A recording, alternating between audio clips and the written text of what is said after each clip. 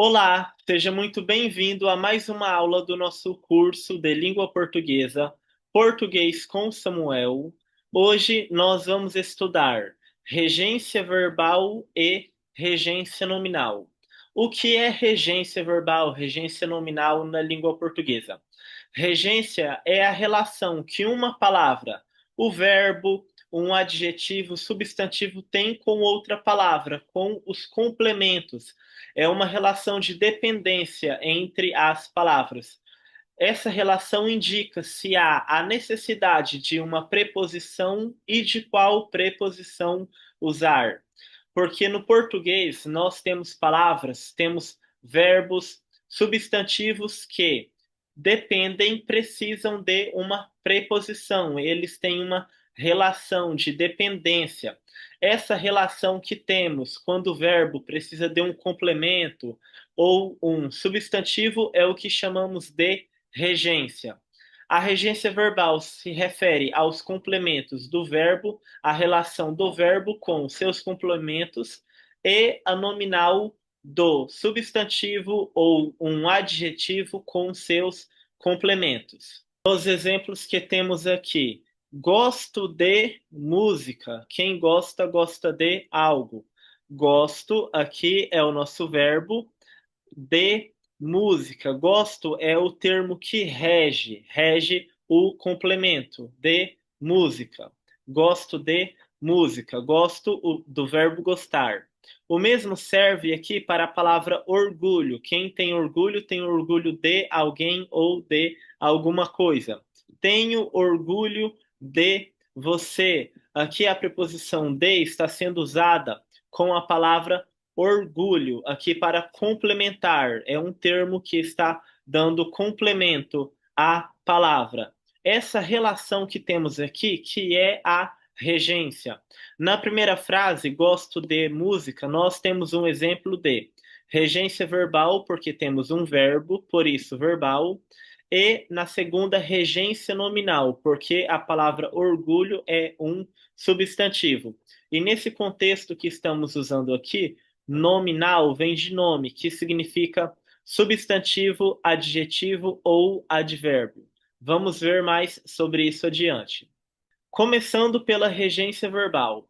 A regência verbal é a relação entre o verbo e o termo que completa o sentido, o termo que completa o sentido do verbo. Bem, aqui nós temos algumas informações sobre verbos. Na língua portuguesa, nós temos verbos que exigem uma preposição e temos verbos que não exigem uma preposição. Observe aqui, verbo mais complemento. Quando, olha só, o verbo, o complemento dele tem uma preposição, o complemento está com uma preposição, nós temos um objeto indireto. Objeto indireto quando o termo que está complementando este verbo tem uma preposição. Agora, caso o verbo não tenha preposição após o verbo, nós temos um caso de objeto direto. Lembre-se, caso o verbo ele tenha uma preposição no seu complemento, nós temos um objeto indireto com preposição. Mas, por outro lado, caso não tenha preposição nesse complemento, nós temos um objeto direto. Objeto direto sem preposição.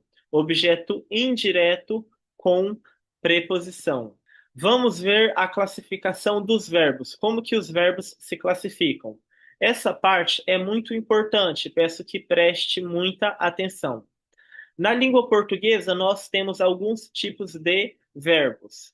Vamos analisá-los. O primeiro aqui é verbo transitivo direto. O que isso significa? Verbo transitivo é porque o verbo ele precisa de um complemento. Verbo transitivo são verbos que necessitam de complemento.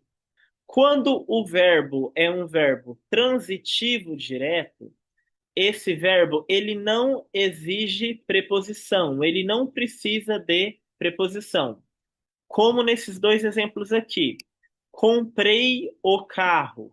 Comprar é um verbo transitivo direto, porque quem compra, compra alguma coisa. O carro. O carro é o meu complemento. Quando eu digo comprei o carro, após o verbo aqui, eu não tenho uma preposição. E como não temos uma preposição, estamos diante de um caso de objeto direto, porque não temos preposição. O outro exemplo diz bem assim: encontrei Pedro. Encontrei é o meu verbo Pedro.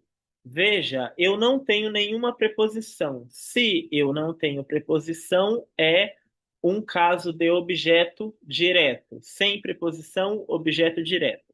Nesses dois exemplos que temos aqui, comprei o carro, encontrei o Pedro, não temos preposição. Portanto, é um verbo transitivo direto. Agora, aqui embaixo, verbo transitivo, transitivo porque necessita de um complemento indireto. Veja, verbo transitivo indireto, objeto indireto com preposição. Gosto de cinema. Bem, aqui nós temos a preposição de. Quem gosta, gosta de alguma coisa. Temos uma preposição. E, por isso, estamos diante de um caso que temos um objeto indireto. Indireto porque temos preposição. Preciso de ajuda. Quem precisa, precisa de algo ou de alguém. Preciso de ajuda. A preposição de. Ainda falando sobre verbos, lembra que eu disse que o verbo é transitivo porque ele necessita de um complemento? Nós também temos verbos intransitivos. E os verbos intransitivos, ao contrário dos verbos transitivos, que necessitam de um complemento, verbos intransitivos, eles não exigem complemento. A criança dormiu. Dormiu, eu não preciso complementar, não preciso dar mais informações aqui. Por isso, é um verbo intransitivo, não exige complemento. Ele saiu. Novamente, também não preciso de colocar mais informações. Simplesmente, ele saiu. Outro verbo intransitivo, verbo que não exige complemento. E nós temos ainda os verbos que têm dois complementos, que são os verbos transitivos diretos e indiretos. O que isso significa? São verbos que possuem dois complementos. Um complemento que será o objeto direto e o outro complemento que será o objeto indireto. Lembrando que o objeto indireto é quando nele temos uma preposição. Objeto direto sem preposição. E nós temos verbos que precisam dos dois complementos, tanto o objeto direto quanto o objeto indireto. Vou mostrar para você esses dois exemplos aqui e depois eu vou explicar com a explicação que eu trouxe nas próximas páginas. Entreguei o documento ao diretor. Quem entrega algo, entrega a alguém. Ofereci ajuda a ela. Vou passar para a próxima página para você ver aqui. A primeira frase: entreguei o documento ao diretor. Entreguei é o meu verbo. Quem entrega, entrega algo a alguém. É um verbo que possui dois complementos. O primeiro complemento, o que eu entrego, e a quem, para quem eu entrego. Veja aqui. Entreguei o documento. Quando eu digo entreguei o documento, nesta parte não temos preposição.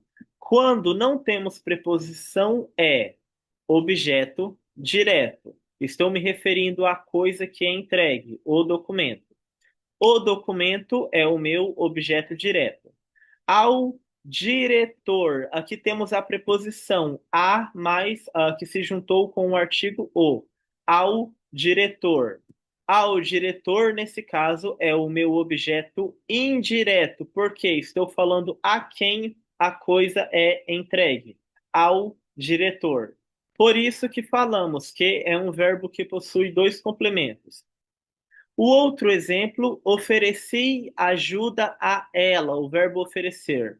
Quem oferece, oferece algo a alguém. Nós temos que falar o que oferecemos e para quem oferecemos. Vamos necessitar de dois complementos. Nesta frase, ajuda é o objeto direto, a coisa que eu ofereço, ofereço ajuda, não temos preposição. E o meu objeto indireto é esta parte aqui, ó. A ela. Por que a ela? A aqui é uma preposição. Quem oferece, oferece algo a alguém. A quem eu ofereço? A ela. Agora nós vamos ver verbos que são muito importantes em concursos, que são muito usados em provas. O verbo e o complemento que ele pede. Como que esse verbo é usado? E o primeiro verbo que temos aqui é o verbo assistir. Quando nós estamos usando o verbo assistir no sentido de ver, no sentido de assistir a televisão, de ver uma novela, ele precisa de uma preposição a. A. Lembrando que quando o verbo exige uma preposição, ele é um verbo transitivo, transitivo porque necessita de um complemento, indireto porque precisa de uma preposição. Então, no contexto que eu disse, quando vamos falar sobre assistir, ver algo, usamos a preposição a. Assistir ao jogo. Quem assiste, assiste a alguma coisa. Eu digo ao jogo porque jogo é uma palavra masculina. Assistimos à aula, assistimos à novela.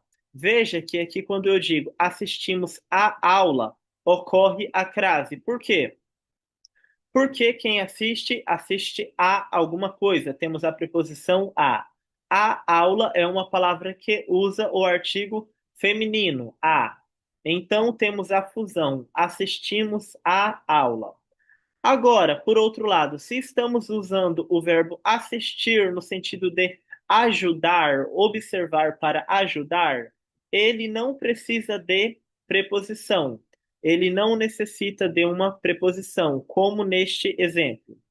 O médico assistiu o paciente. Ou seja, o médico estava observando, cuidando do paciente, ajudando o paciente.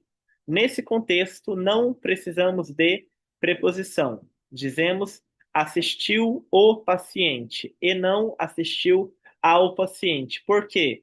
Com o verbo porque dizemos ao, usamos a preposição quando é no sentido de ver. Outros verbos, chegar e ir. Ambos os verbos necessitam da preposição a. De acordo com a gramática, o correto é chegar a algum lugar. Eu cheguei a São Paulo. Ele foi a São Paulo. E não ele chegou em São Paulo. Ele foi em São Paulo, como dizemos no dia a dia. Com esses dois verbos, usamos a preposição a. Cheguei à festa e não cheguei na festa, como normalmente dizemos. No dia a dia, podemos dizer cheguei na festa.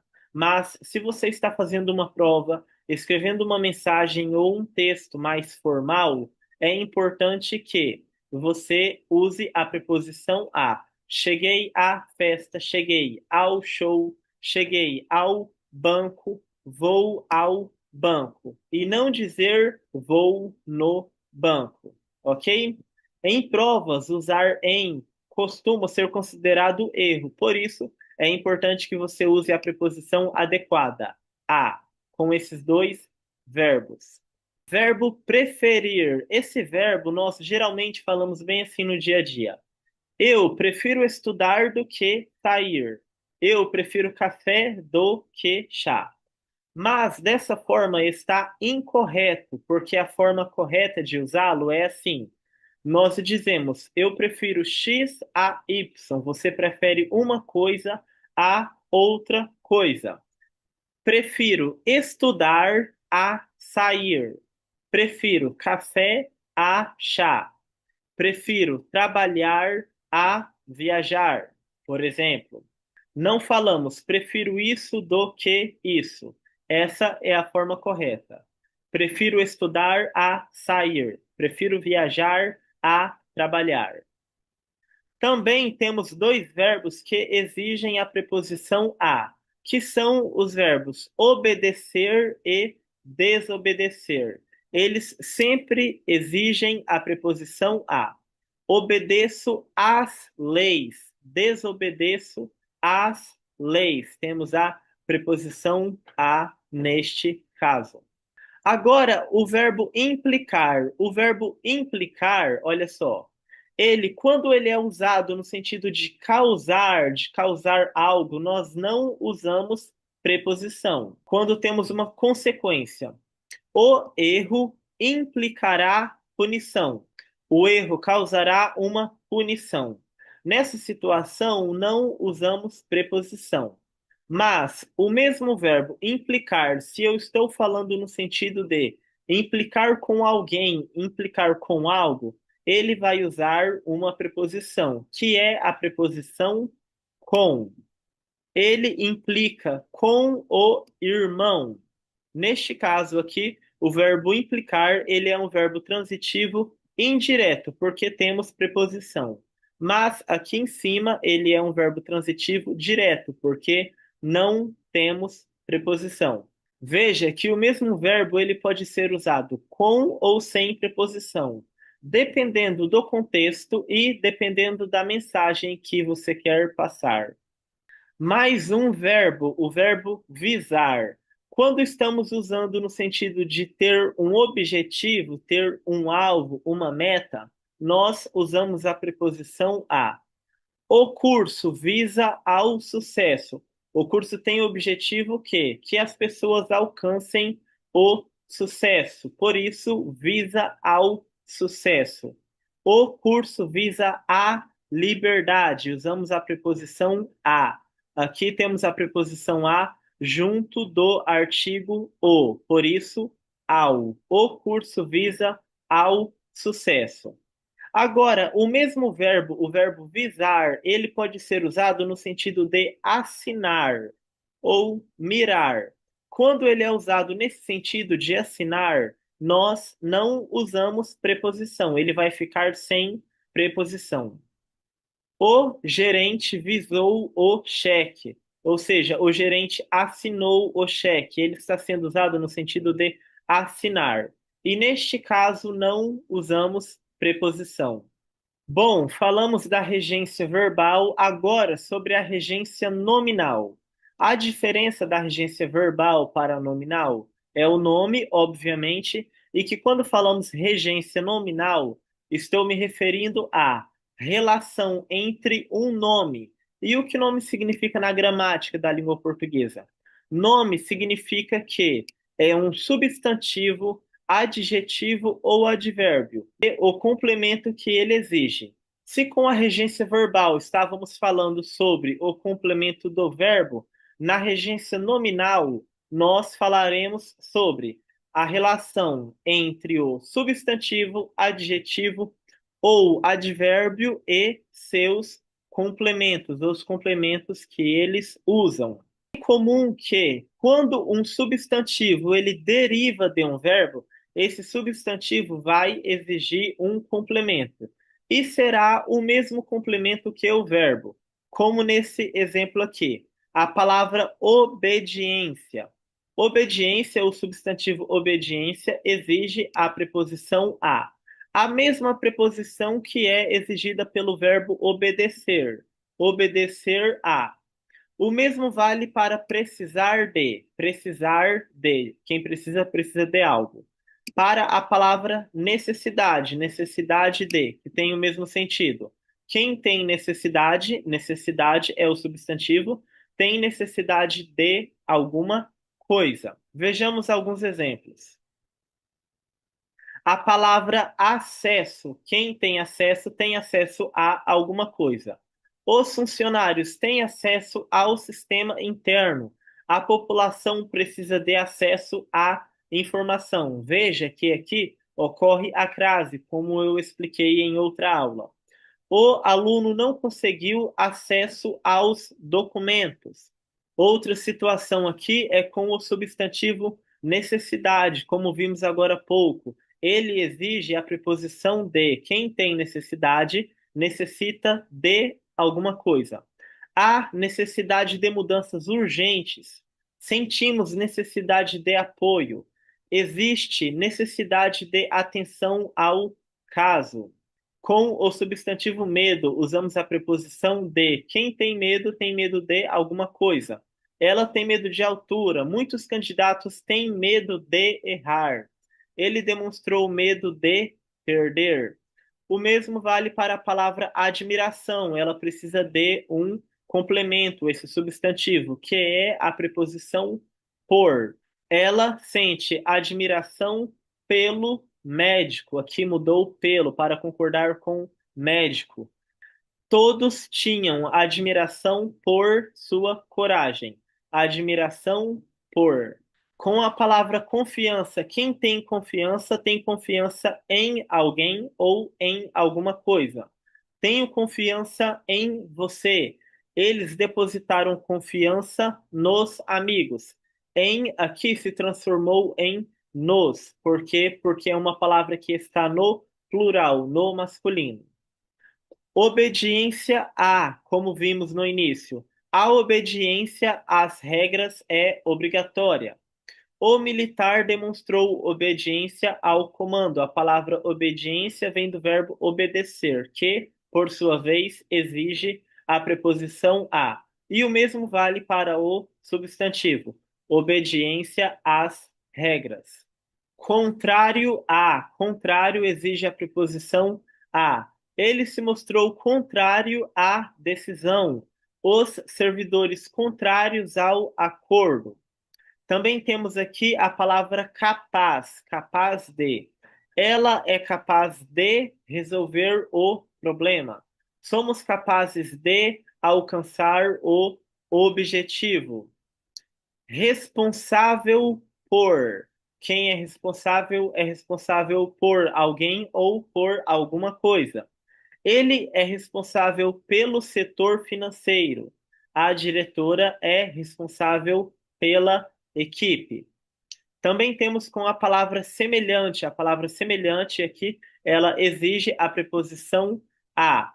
Apresentou solução semelhante à minha. Temos a preposição a aqui.